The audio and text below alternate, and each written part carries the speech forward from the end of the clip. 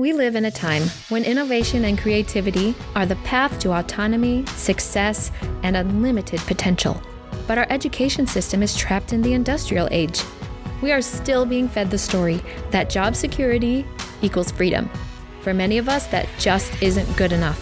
Every week, I'm bringing you the stories and experiences of entrepreneurs who don't accept the narrative that there is only one path to success. Their entrepreneurial journey is allowing them the freedom to prioritize both their businesses and their families. They are intentionally building a legacy to lead their family into a new era of innovation and growth. This is Our Modern Heritage Legacy Secrets, and I'm your host, Jody Chafee. I am so excited to have Kaci Brown on the podcast today. Kaci is a business consultant and marketing strategist that helps visionary entrepreneurs who want to make an impact as much as an income launch and scale online. She leverages her unique experience and background in relationship marketing to help others turn their passion into a scalable, profitable business that creates a ripple effect to pay it forward in big ways. I love that so much. She is also the co-founder of Identify Online Community, where she's extremely committed to helping impact-driven entrepreneurs grow, scale, and thrive in a like-minded network, rising together faster than they ever could alone. Thank you so much for being here, Kaci. I am so excited to talk to you. I am thrilled to be here. Thank you for having me. So in this first portion of the interview, I want to know about your motivation for becoming an entrepreneur. You know, where did it begin? At what point were you going, I need to start my own business? Yeah. So I think fortunately for me, like the entrepreneurial seed was planted really early on in my childhood. I grew up in an entrepreneur home. My mom ran her own business where that literally started out of our kitchen. And by the time I was around that 10 to 12 age, we had desks in the front part of our living room. So you'd walk in our front door and there were 3 desks right there. So I would come home from school, there would be phones ringing, and if I had homework to do, I'd finish it up, but I'd also jump on the phones and help my mom kind of field just customer calls. And it really just taught me like how to listen to people and fill a need. And the connection, like really early on, I saw firsthand, like entrepreneur business, food on the table, you know? So I knew that it worked, but at the same time, I was a really driven student. So I got good grades. I got into college. I did dual enrollment in high school. So by the time I graduated, I had my MBA in what time frame most people have their 4-year degree. So like I was that model, like American student that, you know, got good grades, went to college, and then I went the corporate America route because of the small business that my mom had in marketing and the companies that we worked with. I had built relationships with Fortune 500 companies. So I started working with the Pillsbury company right away. And that's the doughboy and everything like that. So that was really cool. Like at 19, right out of high school, I was the youngest person on the sales team. So like at that point, I thought I had made it, you know, like I did everything right. And then I quickly found corporate America was just not for me. And I think it was just the freedom that I saw with my mom and running that business that just always stuck with me. So I had kind of that safety net of belief that entrepreneurialism and small business is possible. So, you know, it wasn't that much of a leap for me to leave corporate America once I figured out this is not my dream. Right. So at that point, it was just, you know, seeking that freedom and that full control of, you know, creating my own time and creating my own schedule and being in control of my income and growth. And just overall satisfaction really is what I think planted that seed in me. That's so amazing. And that's so cool that your parents gave you that example, that gave you that confidence that you could do that too. And so when you were watching them and their freedom and their time, and that, you know, that in corporate America, you don't get that. Was that part of your reason? I mean, it's like, were you thinking about your future family or your current family at the time? I don't know. You know, what was that like in the plans? You're going, I want to have that kind of freedom when I have a family, and I want to be able to spend time with my family. That is an excellent question, because it was honestly, it was like a tug of war, right? And that's what, like college, I was fearful of the entrepreneurial journey. I would like, will this really put food on the table? I mean, I grew up in a home where it did put food on the table, but could I repeat it? And so that's why, corporate was safe for me. It was like, a done deal, especially if I go and I do really well in school, I get a high GPA, I get my MBA, they'll respect that, right? Like, this is what I'm telling myself. And this is the argument going back and forth. And at the time, we didn't have any children when me and my husband were married. So it was one of those things where you could, like, it was still that dream of what a family would look like.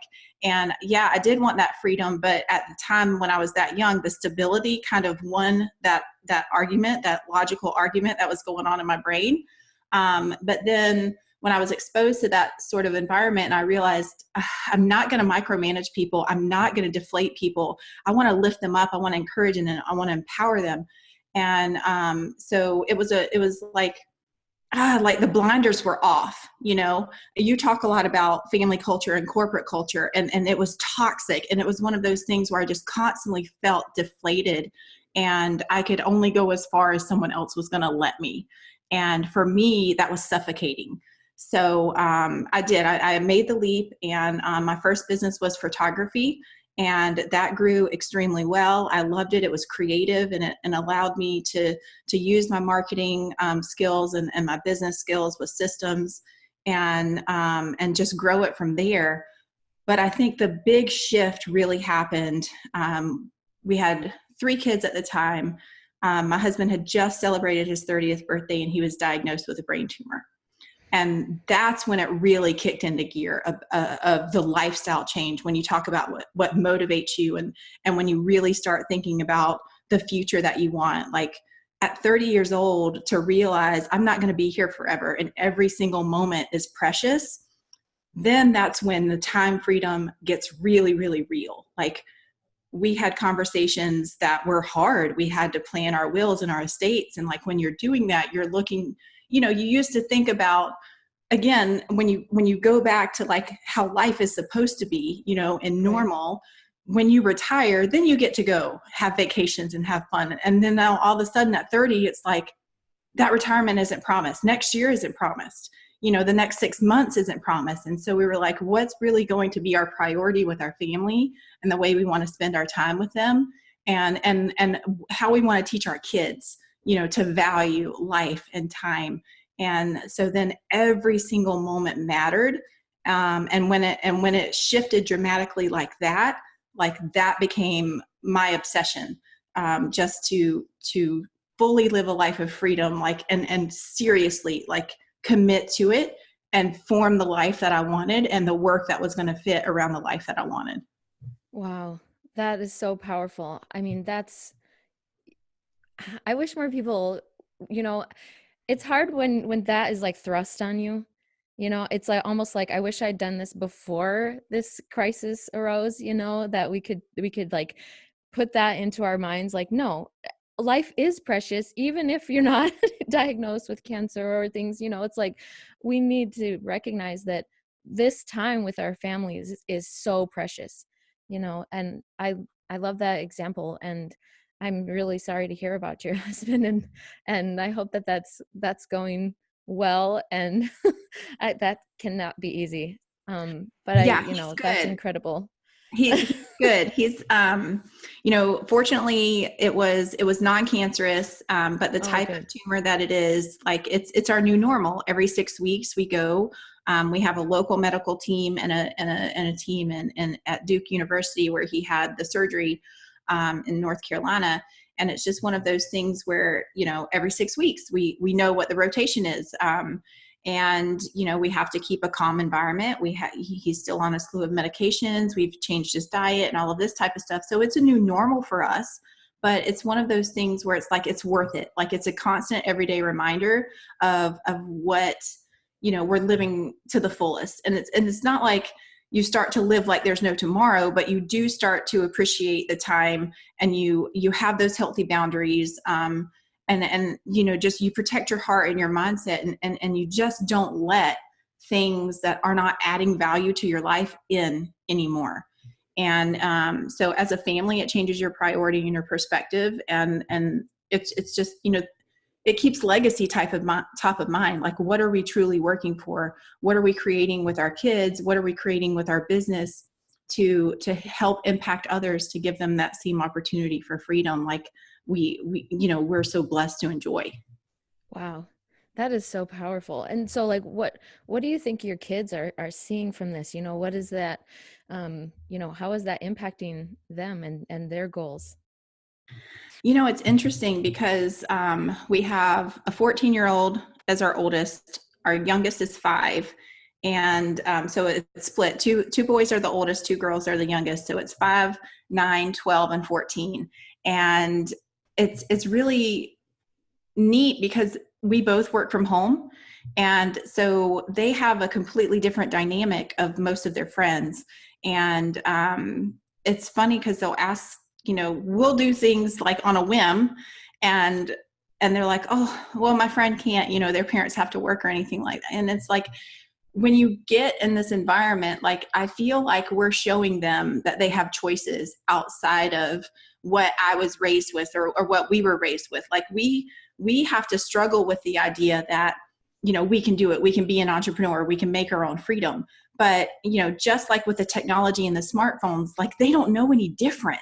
So they get to see an environment where they don't have those false beliefs to overcome. They don't have that mental, they don't have the world telling them that they can't take what they were created, or their gifts that God gave them, and create a business out of it. Like, we struggle with it, but if you sat down with a child, like, they could probably have a business plan in 5 minutes and know, and have the confidence to get on video, to share their message, to talk. They just, and it's just amazing. Like, Farah, she comes home from school and she wants to do videos with me, or she comes in and she says hello to everybody, like that. And that's her reality. That's her normal. So I'm really excited about, like, them just seeing. So it's a different version of what I saw when I was younger. I walked in and I saw my mom working, and then, with desks and phones and stuff like that. And it's a traditional job. And they see me, like, with a phone or a laptop, and we can go anywhere. We can go to London, we can go to Paris, we can, we're going to go to Hawaii. And I want them to have that richness of experience and that appreciation of other cultures, and just know that they can truly love what they do and the people that they work with, and not have to just be like, oh, I got to go to work today. And that means a lot to me. Yeah. Oh, wow. That's so awesome. That's like, you just described the dream, right? That's so cool. So how would you define this legacy that you're cultivating and creating for your family? What is the legacy that you want to leave? I think the legacy that I want to leave is just for them to know that they were created for a purpose, and that they have unique and special gifts that God gave them specifically. And I just want to create and foster an environment where they have the confidence to fully step into that, no matter what that is, that they have full control to define what success means for them, to prioritize life in a way that it's not someone else's goals for them. As a parent, it's a fine line. It's really hard to not make my goals for them be their goals for them, and to foster that spirit that God placed in them. Like, that's a constant challenge. Like, how do I coach them? How do I guide them, but not break what God intended for them? So I think for them, like, my biggest thing is legacy is that they would be happy, that they would be responsible and contribute to the world in a bigger way than they ever thought possible. That they would prioritize and be able to pour into other people, and duplicate the same thing in their family. Like, just to appreciate that ripple effect that they can have on others, from like small acts of kindness to a simple word of encouragement to a smile.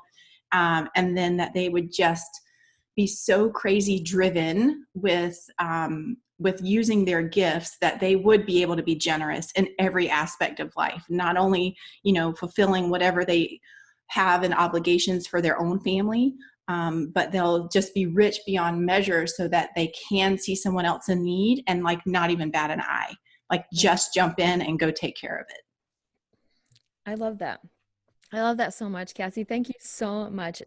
This whole discussion is just beautiful. And I know like that really inspires me to think, how am I living to intentionally make that time so that, we're living life to the fullest. Thank you so much, Kaci. So where can my audience connect with you and find you online? Yeah. So, I spend a lot of time, I love Facebook. So it's Kaci Brown HQ on Facebook and on Instagram. And I have the Brace for Impact podcast, where I just really, I love sharing stories of inspiration and just sort of like bringing people along with what's going on in our world, in our life, and just kind of, being that voice or that beacon that someone just, they need a spark, right? And the more people hear it and the more people to see it, because that was my own transformation. The more that I was around other people and exposed to other people, like it allowed me, like how I talked earlier, like if you just step outside of that cage, and a lot of the times it's we're placing that cage on ourselves. So the Brace for Impact podcast is super, super important for me. And that website is AMPLIFYMyimpact.com. And every week I host a free call, like free live streamed in Facebook. So if you connect with me on Facebook, you get on the call list. It's absolutely free. And that is meant to like give you an opportunity to just meet and talk and get introduced with other people who are doing this. Because again, like it was that environment that really allowed me to give myself the freedom to dream that this is possible. That's awesome.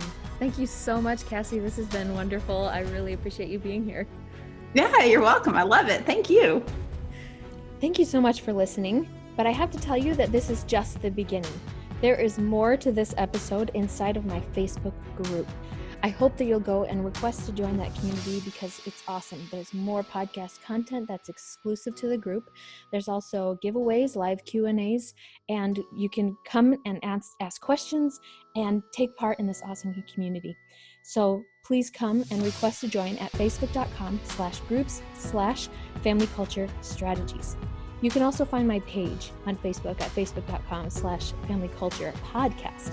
And I'm at Instagram in the same handle, Family Culture Podcast. So I hope you'll come and follow me there and join in this movement to create an intentional family culture around being entrepreneurial and integrating and prioritizing your family as you grow your business.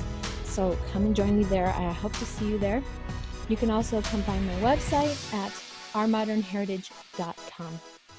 Thank you so much. And remember that if you want to change the world, go home and love your family.